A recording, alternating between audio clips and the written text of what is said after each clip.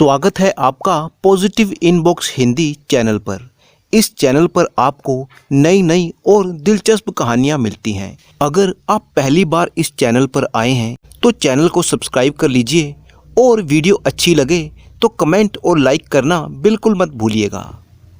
एक गांव में पुरुषोत्तम नाम का एक गरीब आदमी रहता था। वो इतना गरीब था कि उसके परिवार को 2 समय की रोटी भी नहीं मिल पाती थी। एक दिन धन कमाने की इच्छा को लेकर वह एक दूसरे राज्य की ओर चल पड़ा। उसने जरूरत की कुछ चीजें अपने साथ रख ली। चलते चलते जब वह जंगल के रास्ते से गुजर रहा था तो उसे एक कुआं नजर आया। कुएं को देखकर उसे प्यास लगने लगी। जब पुरुषोत्तम ने कुएं में झांक कर देखा तो कुएं के अंदर एक शेर, एक सांप और हाथ में खंजर लिए हुए एक आदमी खड़ा था। ऊपर से किसी आदमी को झांकता हुआ देखकर शेर बोलने लगा, अरे भाई, तुम कौन हो? बड़े ही अच्छे समय पर आए हो। मेहरबानी करके मुझे इस कुएं से बाहर खींच लो। मैं कई दिनों से इस कुएं में पड़ा हुआ हूँ। मुझे इस कुएं से निकाल दो। मेरे ऊपर उपकार करो। शेर की ऐसी प्रार्थना सुनकर पुरुषोत्तम कहने लगा, क्या तुम मुझे बेवकूफ समझते हो? अगर मैं तुम्हें बाहर निकाल दूंगा तो तुम निकलते ही सबसे पहले मुझे मार कर खा जाओगे। तुम जैसे जंगली जानवर पर मैं विश्वास नहीं कर सकता। अरे भले आदमी, मैं तो खुद मुसीबत में हूँ। मैं भला तुम्हें नुकसान क्यों पहुंचाऊंगा? शेर के बार बार प्रार्थना करने पर पुरुषोत्तम को उस पर दया आ गई। वो सोचने लगा, आखिरकार परोपकार ही तो पुण्य का काम होता है। और फिर शेर कहने लगा, देखो भाई, मैं तुमसे वादा करता हूँ कि मैं तुम्हें किसी भी तरह का नुकसान नहीं पहुंचाऊंगा और हमेशा तुम्हारा एहसानमंद रहूंगा। तब सोच विचार करके पुरुषोत्तम ने रस्सी डालकर उस शेर को कुएं से बाहर खींच लिया। शेर ने पुरुषोत्तम का धन्यवाद किया और कहने लगा, मैं तुम्हारा ये उपकार कभी नहीं भूलूंगा। मैं उस पहाड़ के दूसरी तरफ रहता हूँ। वहां पर मेरी गुफा है। मित्र, अगर तुम पर कभी भी कोई मुसीबत आ जाए तो तुम मेरे पास चले आना। हो सकेगा तो मैं तुम्हारी सहायता अवश्य करूंगा। इसके बाद कुएं के अंदर से सांप की आवाज आने लगी। सांप कहने लगा, अरे भले मानस, जिस तरह से तुमने शेर को बाहर निकाला है, मुझे भी कुएं से बाहर निकाल दो। मैं इस समय बहुत ही लाचार हूँ। मुझ पर भी ये उपकार कर दो। पुरुषोत्तम ने कहा, ना भाई ना, तुम तो एक सांप हो। सांप की तो आदत यही होती है कि वो मनुष्य को काटता जरूर है। मैंने तुम्हें बाहर निकाला और तुमने मुझे काट लिया। सांप कहने लगा, अरे भाई, क्या कोई अपने मददगार को भी नुकसान पहुंचाता है? पुरुषोत्तम ने कहा, नहीं नहीं, मैं तुम पर विश्वास नहीं कर सकता। सांप की गिनती तो दुष्टों में होती है। कहा भी गया है, सांप को जितना भी दूध पिलाओ लेकिन वो डसता जरूर है। इसीलिए मैं तुम पर विश्वास करने की मूर्खता नहीं कर सकता। इसके बाद सांप बार बार पुरुषोत्तम से विनती करने लगा, भाई, मुझे बाहर निकाल दो। मैं नहीं काटूंगा। मैं तुम्हें कोई नुकसान नहीं पहुंचाऊंगा और जीवन भर तुम्हारा ऋणी रहूंगा। सांप के बार बार प्रार्थना करने पर पुरुषोत्तम को उस पर दया आ गई और उसने सांप को भी बाहर निकाल दिया। सांप कुएं से बाहर आकर कहने लगा, अरे भाई, तुमने मेरी सहायता की। अगर तुम्हें कभी किसी मुसीबत का सामना करना पड़ा तो तुम मुझे सिर्फ याद कर लेना। मैं उसी समय तुम्हारे पास आ जाऊंगा। मेरा ये तुमसे वचन है। तब पुरुषोत्तम ने कहा, अगर तुम इतने ही सामर्थ्यवान हो तो फिर अपने आप कुएं से बाहर क्यों नहीं निकले? सांप ने कहा, ऐ मनुष्य, वास्तव में मैं कोई साधारण सांप नहीं हूँ, बल्कि सर्पलोक का राजकुमार हूँ और एक श्राप के कारण मुझे पृथ्वी लोक पर आकर एक साधारण सांप का जीवन बिताना पड़ा और मेरी सारी चमत्कारी शक्तियां मुझसे छीन ली गई। परंतु 2 दिन के बाद मेरा ये श्राप खत्म हो जाएगा और फिर मैं नागलोक वापस लौट जाऊंगा। मेरी सारी शक्तियां मुझे वापस मिल जाएंगी।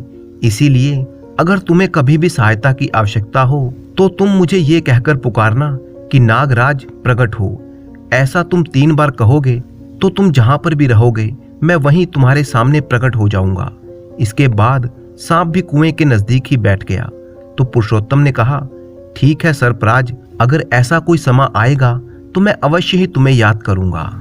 इसके बाद तभी कुएं में से आदमी की आवाज आई और वो कहने लगा, अरे भाई, मुझे भी तो कुएं से बाहर निकाल दो।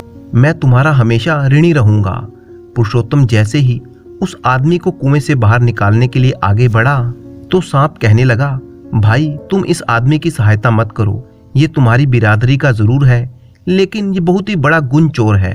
इसके बाद शेर भी यही बात कहने लगा कि भाई, ये आदमी तुम्हें नुकसान पहुंचा सकता है, ये बहुत ही बड़ा गुण चोर आदमी है। इसके बाद सांप और शेर दोनों मिलकर पुरुषोत्तम से कहने लगे, भाई, अगर तुम इस आदमी की सहायता करोगे तो तुम खुद ही मुसीबत में फंस जाओगे, क्योंकि ये आदमी सहायता के लायक नहीं है। जो इसकी सहायता करेगा ये उसी की जड़ काटता है। इतना कहकर शेर और सांप वहां से विदा लेकर चले गए। उनके जाने के बाद कुएं में गिरा हुआ आदमी गिड़गिड़ा कर कहने लगा, अरे भाई, तुमने सांप और शेर की तो जान बचा दी, मेरे भी प्राण बचा लो, मैं तो तुम्हारी ही बिरादरी का हूं। तब पुरुषोत्तम ने कहा, भाई, परंतु ये जानवर तो तुम्हारी बुराई कर रहे थे, इससे तो यही लगता है कि तुम एक अच्छे आदमी नहीं हो, मैं तुम्हारी कोई सहायता नहीं कर सकता। वो दूसरा आदमी कहने लगा, अरे भाई, तुम इन जानवरों की बातों में मत आओ, मैं तो बड़ी ही मुश्किल से इस खंजर की सहायता से अपने प्राण बचाए हुए हूँ, वरना ये जानवर मुझे अवश्य ही नुकसान पहुंचाते, शायद इसीलिए ये मेरी बुराई कर रहे थे। इसके बाद वो आदमी रोने धोने लगा और जोर जोर से चिल्लाने लगा। ये देखकर पुरुषोत्तम को उस पर दया आ गई। उसने सोचा, चलो इस आदमी को भी निकाल देते हैं। पुरुषोत्तम ने उस आदमी को कुएं से बाहर निकाल दिया। उस आदमी ने कुएं से बाहर आकर पुरुषोत्तम को धन्यवाद कहा और कहने लगा, तुमने जो मुझ पर उपकार किया है उसे मैं 7 जन्मों तक नहीं भूलूंगा। अरे भाई, इसमें उपकार जैसी क्या बात है, आखिर इंसान ही इंसान के काम आता है। लेकिन तुम ये तो बताओ कि तुम कौन हो। उस आदमी ने पुरुषोत्तम को अपना परिचय दिया और कहा, मैं एक सुनार हूँ, पास के ही राज्य स्वर्णपुरी में रहता हूँ। अगर मेरे लायक कोई सेवा हो तो तुम मेरे घर पर जरूर आना। अपना नाम और पता बताकर वो सुनार वहां से चला गया। इसके बाद पुरुषोत्तम ने भी कुएं से पानी पिया और अपनी राह पर चल पड़ा। काफी देर तक चलने के बाद वह एक बड़े नगर में पहुंचा, जहां पर पहुंचकर उसने सबसे पहले नौकरी की तलाश की। वह एक सेठ की दुकान पर गया और उनसे कहने लगा, सेठ जी, क्या मेरे लायक कोई काम है आपके पास? सेठ ने कहा, नहीं भाई नहीं, अभी तो यहाँ पर कोई जगह खाली नहीं है। इस तरह से पुरुषोत्तम वहां पर कई दुकानों पर घूमा, परंतु उसे कोई भी काम ना मिला। आखिरकार बेचारा गरीब पुरुषोत्तम निराश होकर वहां से लौट आया। इसके बाद खूब भाग दौड़ करने के बाद भी तकदीर ने उसका साथ नहीं दिया। अब पुरुषोत्तम सोचने लगा कि मैं अपनी पत्नी और बच्चों के सामने क्या मुंह लेकर जाऊंगा। मुझ जैसे बदनसीब को तो आत्महत्या ही कर लेनी चाहिए। इस तरह से हताश होकर गरीब पुरुषोत्तम आत्महत्या करने के बारे में सोचने लगा। लेकिन तभी उसके मन में सांप और शेर की बात याद आई। उन लोगों ने बुरे समय में उसकी सहायता करने का वचन दिया था, तो वो सोचने लगा, क्यों ना उन तीनों को एक बार आजमा कर देख लिया जाए, शायद वे लोग मेरी कुछ सहायता कर सकें। तब आत्महत्या का विचार छोड़कर पुरुषोत्तम सबसे पहले नगर के पार जाकर पहाड़ पार करते हुए उस जंगल में जा पहुंचा जहां पर शेर की गुफा थी। पुरुषोत्तम जब शेर की गुफा के पास पहुंचा तो शेर उसे देखकर बहुत ही खुश हुआ और वह अपनी गुफा से बाहर आया। कहने लगा, आओ मित्र, तुम्हें देखकर मुझे बहुत ही खुशी हुई, बोलो मैं तुम्हारी क्या सहायता कर सकता हूँ। पुरुषोत्तम ने कहा, शेर भाई, बात असल में यह है कि मैं एक बहुत ही गरीब आदमी हूँ, ना तो मेरे पास धन है और ना ही कोई रोजगार। अगर मेरे घर के लिए धन की कुछ व्यवस्था हो जाए तो मैं अपने घर लौट जाऊंगा, वरना आत्महत्या करने के अलावा मेरे पास कोई दूसरा रास्ता नहीं है। शेर कहने लगा, मित्र, तुम इतना निराश मत हो, तुम यहीं पर ठहरो, मैं अभी आता हूँ। इतना कहकर शेर अपनी गुफा के अंदर चला गया, जबकि पुरुषोत्तम गुफा के बाहर ही बैठा रहा। जब शेर गुफा से बाहर निकला तो उसके मुंह में एक सोने का रत्न जड़ित हार था। वो हार उसने पुरुषोत्तम के सामने रख दिया और कहने लगा, लो मित्र, इस हार को बेचकर तुम्हारी सारी परेशानी दूर हो जाएगी, क्योंकि इस रत्न जड़ित हार की कीमत इतनी है कि तुम अब गरीब नहीं रहोगे। उस हार को देखकर पुरुषोत्तम की आंखों में चमक आ गई। उसने वो हार उठाया और अपनी पोटली में बांध लिया। वह शेर से कहने लगा, मित्र, तुमने सचमुच आज मेरी सहायता की है और मेरा जीवन बचाया है। और इस तरह से शेर का धन्यवाद करने के बाद पुरुषोत्तम ने वहां से विदा ली। वह अपने घर की तरफ लौट चला। अपने घर की तरफ लौटते समय पुरुषोत्तम का मन अब खुशी से फूला नहीं समा रहा था। आखिरकार उसकी यात्रा जो सफल हो गई थी। पुरुषोत्तम ने सोचा कि इस हार को अच्छे दामों में बेचकर घर लौट जाऊंगा। मुझे वापस घर पे आया देखकर मेरी पत्नी और बच्चे बहुत ही खुश होंगे। इस हार की बिक्री से खूब सारा धन मिलेगा और अब हम सुख के दिन बिता सकेंगे। इस तरह से सोचता हुआ पुरुषोत्तम चला जा रहा था। तभी उसके मन में दूसरा विचार आया कि ये हार बेचूं तो बेचूं कहाँ। अचानक पुरुषोत्तम को उस सुनार की याद आ गई जिसको उसने कुएं से बाहर निकाला था। सोचने लगा, मैंने उसकी जान बचाई थी, इस मामले में वो मेरी सहायता जरूर करेगा। पुरुषोत्तम ने सुनार की सहायता लेने का निश्चय किया और स्वर्णपुरी राज्य की तरफ चल पड़ा। वहां पहुंचकर वो सीधा सुनार के घर पहुंचा। सुनार ने जब पुरुषोत्तम को अपने घर पर आया हुआ देखा तो उसका दिल खुश हो गया। वो कहने लगा, कहो मित्र, आज कैसे आना हुआ? पुरुषोत्तम ने जवाब दिया, मित्र, मैं तुम्हारे पास एक बहुत ही जरूरी काम से आया हूँ। हाँ मित्र, कहो, मैं किस प्रकार से तुम्हारी सहायता कर सकता हूँ? अरे भाई, मेरे पास एक हार है और मैं चाहता हूँ कि तुम अच्छे दामों पर इस हार को बिकवा दो। इतना कहकर पुरुषोत्तम ने वो हार निकालकर सुनार को दिखाया। हार को देखते ही सुनार सोचने लगा, ये इतना कीमती हार भला इस गरीब पुरुषोत्तम के पास कहाँ से आया? यह तो राजकुमार का हार है और राजकुमार शिकार पर जाने के बाद आज तक वापस नहीं लौटा, और ये हार तो मैंने ही राजकुमार को बनाकर दिया था। अब सुनार सोचने लगा कि राजा ने तो इस बात की घोषणा कर रखी है कि जो भी उसके पुत्र का पता लगाएगा उसे ढेर सा इनाम दिया जाएगा। सुनार के मन में राजा द्वारा घोषित किए हुए इनाम का लालच जाग गया। सुनार पुरुषोत्तम से अपनापन जताते हुए कहने लगा, मित्र, मैं तुम्हारी सहायता अवश्य करूंगा, लेकिन इस हार के बारे में मुझे किसी अच्छे जोहरी से सलाह लेनी होगी ताकि मैं तुम्हें इस हार के अच्छे पैसे दिलवा सकूं। इतना कहकर वो हार सुनार ने अपने पास रख लिया और बाहर जाने की तैयारी करने लगा।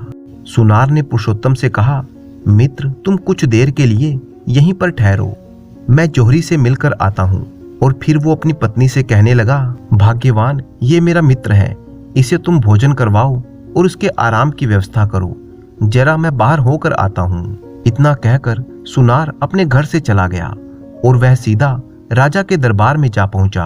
राजा को प्रणाम करते हुए सुनार कहने लगा, महाराज, मैं आपके पास एक बहुत ही विशेष काम से आया हूँ।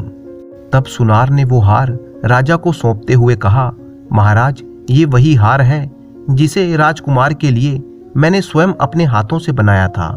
एक आदमी इसे बेचने के लिए मेरे पास आया है, मैं उस आदमी को अपने घर पर बिठा कर आया हूँ। हार को देखते ही राजा ने हार को पहचान लिया और कहने लगा, जरूर उसी आदमी ने मेरे बेटे को मारा होगा, वो मेरे बेटे का कातिल है। राजा क्रोध में आग बबूला हो गया और कहने लगा, कौन है वो शैतान जिसने मेरे बेटे की हत्या की है और मेरे बेटे का ये हार चुरा लिया? तब सुनार कहने लगा, राजन, वो एक गरीब आदमी पुरुषोत्तम है, वह अभी इसी समय मेरे घर पर बैठा हुआ है। राजा ने गुस्से में पागल होते हुए अपने सेनापति को आदेश दिया कि वो सुनार के घर जाकर उस आदमी को तुरंत पकड़ कर लेकर आए। सेनापति उसी समय सैनिकों को अपने साथ लेकर पुरुषोत्तम को पकड़ कर ले आया। उसे राजा के दरबार में पेश किया गया। तब राजा ने आदेश दिया कि ये गरीब आदमी राजकुमार का कातिल है, इसे तुरंत कारागार में डाल दिया जाए। राजा के सिपाहियों ने पुरुषोत्तम को ले जाकर कारागार में डाल दिया। जब सैनिक जाने लगे तब पुरुषोत्तम ने कहा, मुझे राजकुमार का कातिल क्यों ठहराया गया है? मैं तो बिल्कुल निर्दोष हूँ। सिपाही कहने लगा, अगर तुमने राजकुमार की हत्या नहीं की तो फिर राजकुमार का ये हार तुम्हारे पास कैसे आ गया? और जिस सुनार को तुम ये हार बेचना चाहते थे, उसी सुनार ने ये हार राजकुमार के लिए बनाया था और उसने ही आकर यहाँ पर ये सूचना दी थी, इसीलिए तुम पकड़ में आ गए। अब तुम बच नहीं सकते। कुछ ही दिनों के बाद राजा तुम्हें फांसी दे देंगे। इतना कहकर सैनिक वहां से चले गए। सैनिकों के जाने के बाद पुरुषोत्तम सोचने लगा कि इस सुनार ने तो मुझे बहुत बड़ी मुश्किल में डाल दिया। अब मैं क्या करूं? इस राज्य में तो मेरा कोई मददगार भी नहीं है। हे प्रभु, मेरी रक्षा करो। अब पुरुषोत्तम सोचने लगा कि अगर मुझे फांसी हो गई तो मेरी पत्नी और मेरे बच्चों का क्या होगा?